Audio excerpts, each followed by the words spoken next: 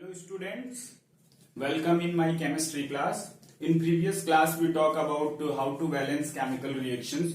Today we start another part of that, balancing of chemical equation. ठीक है, पिछली class में हमने क्या किया था, हमने हीट एंड ट्रायल मेथड पढ़ा था। हीट एंड ट्रायल मेथड से हमने कैसे केमिकल इक्वेशंस को बैलेंस किया था उसके बेसिस पे सीखा था। ठीक है, आज हम कुछ डिफरेंट एग्जांपल्स लिए हैं और उनको किस तरीके से बैलेंस करना। अब हम heat and trial method use नहीं करेंगे। ठीक है, वो एक जनरल इंफॉर्मेशन थी कि किस तरीके से हीट एंड ट्रायल मेथड के थ्रू केमिकल रिएक्शंस को बैलेंस किया जाता है। ठीक है, आज हम करेंगे कुछ अदर मेथड से, कुछ सिंपल से मेथड्स के थ्रू, जिससे कि आसानी से रिएक्शंस बैलेंस हो जाए। क्लियर है? तो सबसे पहले एक चीज और मैं आपको बताना चाहूंगा बिफोर स्टार्टिंग दिस, कि आपको मेटल नॉन मेटल में थोड़ा सा डिफरेंस क्लियर होना चाहिए। ठीक है, तो जैसे कुछ नॉन मेटल्स है, आप उन्हीं को याद रखिए और उसके बाद जो भी एलिमेंट्स आपको मिलेंगे वो सारे क्या होंगे, मेटल होंगे। ठीक है, तो नॉन मेटल्स में आपको याद रखना है hydrogen, nitrogen, oxygen, phosphorus, sulphur, ठीक है, कार्बन, ऑक्सीजन हो गया। ठीक है, तो इस तरीके के जो एलिमेंट्स होते हैं उन्हीं को हम नॉन मेटल्स कहते हैं। तो जब नॉन मेटल्स होंगे तो फिर आपको थोड़ा सा ध्यान रखना है कि कौन से एलिमेंट्स नॉन मेटल की कैटेगरी में आते हैं। फिर हम अगर मेटल देखते हैं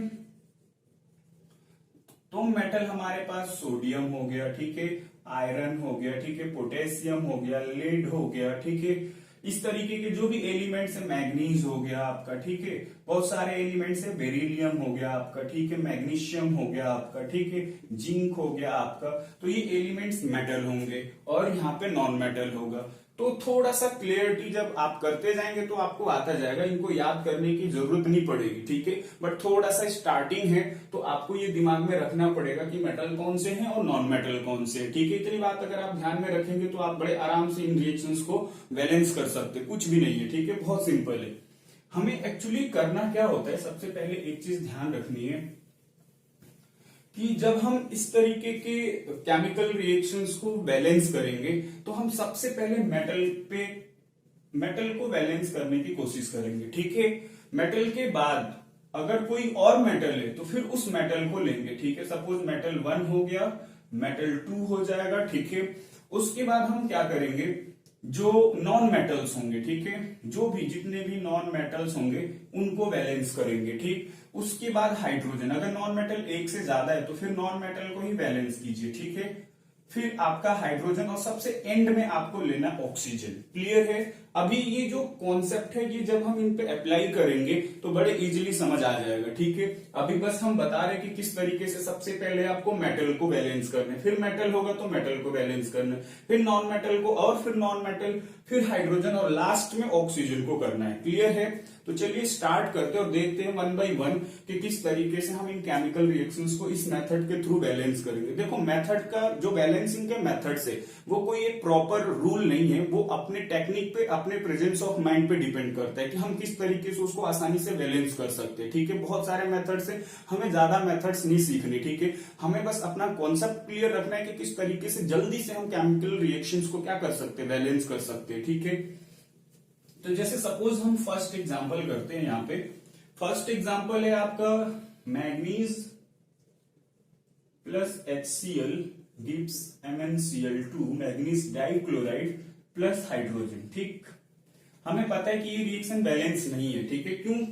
कि number of chlorine here 1, manganese तो इक्वल है, क्लोरीन अनबैलेंस्ड है, हाइड्रोजन भी अनबैलेंस्ड है, तो हमें इसको बैलेंस करना है। एक चीज और मैंने आपको बताया था कि पिछले क्लास में कि जब हम किसी भी रिएक्शन को बैलेंस करते तो जो भी मल्टीप्लाई करते वो हमेशा स्टार्टिंग में करते, तो उस स्टार्टिंग वाले जो भी नंबर्स लिखे जाएंगे, जो भी नंबर्स होंगे, उन नंबर्स को हम कहते हैं स्टैक्योमेट्रिक कोफिशिएंट। ठीक है, स्टैक्योमेट्रिक कोफिशिएंट।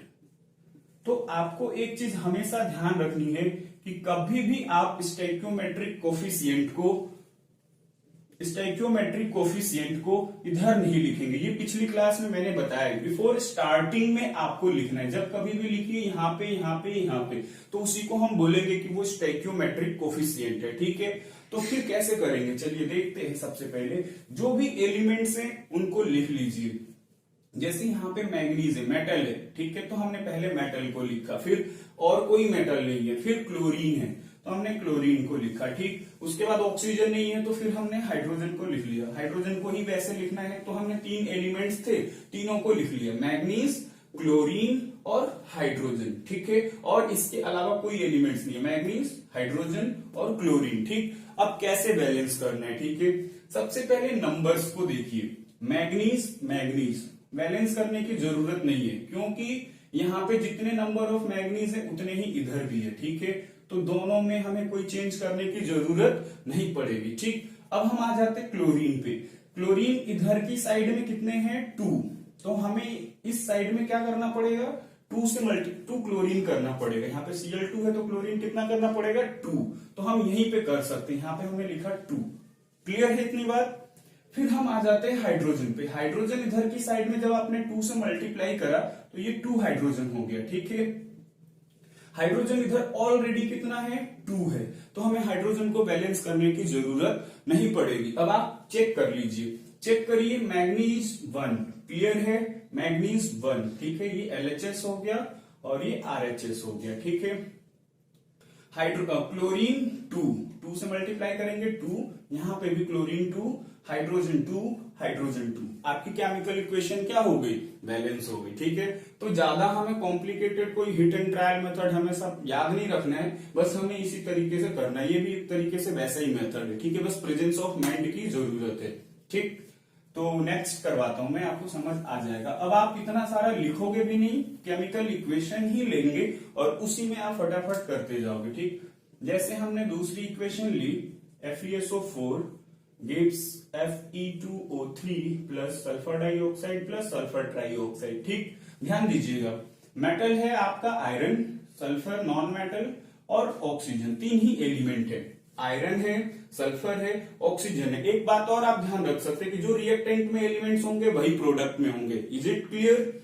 तो अब आप बैलेंस कैसे करेंगे, इधर की साइड में देखते हैं हम। अब यहाँ पे आयरन 1, इधर की साइड में आयरन 2, तो इधर आयरन 2 करने के लिए इसमें 2 से मल्टीप्लाई करना पड़ेगा, 2 से हमने मल्टीप्लाई कर दिया, ठीक है। अब आप चेक कीजिए सल्फर दोनों साइड में 2 का मल्टीप्लाई पूरे में होगा तो सल्फर 2 इंटू 1, तो सल्फर 2, यहाँ पे 2 सल्फर हो गए, सल्फर 1 एंड सल्फर 2, दोनों साइड में सल्फर कितने हैं, 2 है, ठीक है।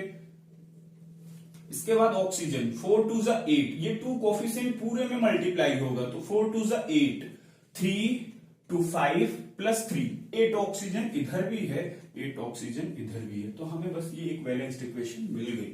समझ आ रही बात। सबसे पहले किसको बैलेंस करना है, मेटल को, फिर सल्फर को, फिर रिटर्न नहीं जाना है, करते जाना है, फिर वो ऑटोमेटिकली अपने आप क्या होगा, बैलेंस होगा, ठीक है। जहां पे जरूरत पड़ेगी थोड़ा बहुत चेंज करेंगे, ठीक है, लेकिन आपको एक सीक्वेंस फॉलो करना है, पहले मेटल को, फिर उसके नीचे जो नॉन मेटल है, फिर अगर हाइड्रोजन है, फिर ऑक्सीजन है, इस तरीके से चलना है। क्लियर है इतनी बात। नेक्स्ट एग्जांपल देखते हैं। जैसे सपोज हमारे पास लिखा हुआ है C3H8 प्लस O2, ये कंबशन रिएक्शन का एग्जांपल है, O2 प्लस H2O। देखिए अब यहाँ पे कोई मेटल तो एक्चुअली है नहीं, तो नॉन मेटल कार्बन, फिर हाइड्रोजन और फिर ऑक्सीजन, 3 ही एलिमेंट है, कार्बन हाइड्रोजन ऑक्सीजन। सीक्वेंस ध्यान रखना है, सबसे पहले मेटल, फिर नॉन मेटल, फिर हाइड्रोजन, फिर ऑक्सीजन, ठीक है। पहले सीक्वेंस में मेटल को बैलेंस करेंगे, फिर नॉन मेटल को, फिर हाइड्रोजन को, फिर ऑक्सीजन को। रिटर्न नहीं जाना, जब सब हो जाए उसके बाद चेक करना है कि नंबर्स में अगर कहीं प्रॉब्लम है तो फिर हम उसको मल्टीप्लाई या डिवाइड जो भी करके होगा करेंगे, ठीक है। तो हमने लिख लिया यहाँ पे। अब देखिए यहाँ पे कार्बन LHS हो गया आपका और RHS हो गया, इतना लिखने की जरूरत नहीं है, ठीक है, सिंपल सा आप करते, ठीक।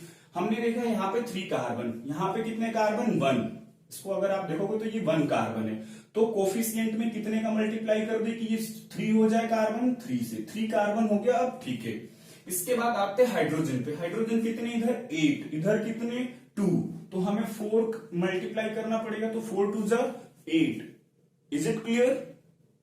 अब आते हैं ऑक्सीजन पे, ऑक्सीजन इधर की साइड में 2, 3 2 6, 4 2 8, सॉरी 4 एंड 6, 10 ऑक्सीजन, इधर कितने ऑक्सीजन, O2, तो यहाँ पे हम 5 से अगर मल्टीप्लाई कर देंगे तो ये 5 O2 हो गया 10, और इधर भी ऑक्सीजन कितने हो गए 10। जिसको नहीं समझ में आ रहा होगा वो इस टेबल के फॉर्म में करेगा तो इजीली समझ में आ जाएगा। क्लियर है इतनी बात? इससे ये चीज होगी कि आप मुश्किल से मुश्किल जो रिएक्शंस होंगी उनको भी बैलेंस कर पाएंगे। ठीक है, हिट एंड ट्रायल मेथड में थोड़ी सी दिक्कत हो जाएगी। ठीक, तो इस रूल को आपको फॉलो करना है। जिसको समझ आ गया होगा बड़े आराम से कर सकता है। इधर हमने देखा कि 3 कार्बन है, पहले कार्बन को बैलेंस करना था तो हमने यहाँ पे 3 से मल्टीप्लाई करा। ठीक, फिर हमने बोला हाइड्रोजन को बैलेंस करना, हमने इधर देखा कि 2 ही हाइड्रोजन है, 8 होने चाहिए, तो हमने 4 से मल्टीप्लाई किया तो ये 4 2 8 हो गया। फिर हमने ऑक्सीजन देखा कि इधर की साइड में 3 2 6 और 4 ऑक्सीजन 10 थे तो इसको भी 10 होना चाहिए, तो O2 था 5 से मल्टीप्लाई कर दिए, 5 2 10। Is it clear?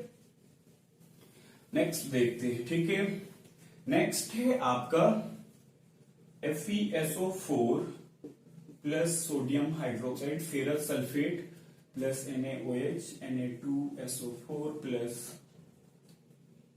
FeOH whole twice. ठीक, देखिएगा जरा ध्यान से, यहाँ पे मेटल आयरन फिर मेटल सोडियम, यही बात मैंने बोला था कि आपको थोड़ा सा ध्यान रखना है कि यहाँ पे आप सल्फर ना लिख के पहले हम मेटल लिख लेंगे, फिर सल्फर है। ठीक है, फिर ऑक्सीजन, ऑक्सीजन को तो सबसे बाद में लिखना है, लिख लिया हमने। जो एलिमेंट रिएक्टेंट में थे हाइड्रोजन है, हाइड्रोजन भी लिखिए। क्लियर?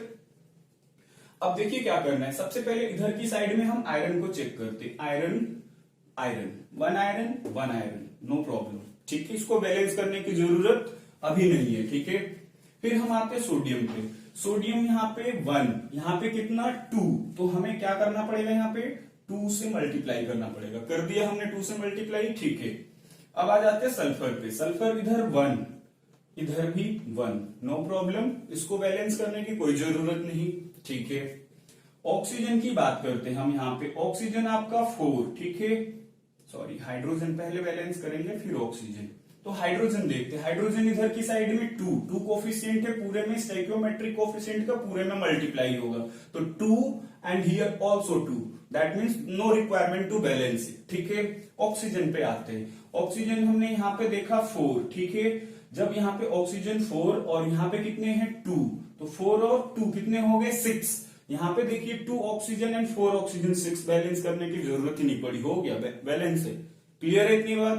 तो थोड़ा सा अपना प्रेजेंस ऑफ माइंड एक्टिव रखना है और जो सीक्वेंस मैंने बताया उस चीज को फॉलो करना है, रिएक्शन अपने आप क्या हो जाएगी, बैलेंस हो जाएगी। ठीक है, इसके बाद देखते हैं जो लास्ट एग्जांपल है। लास्ट एग्जांपल मैंने जानबूझ के लिए आपके एनसीईआरटी का है, थोड़ा सा इसमें टेक्निकल प्रॉब्लम होती है बैलेंस करने में। जैसे सपोज हमने इसको लिखा है यहाँ पे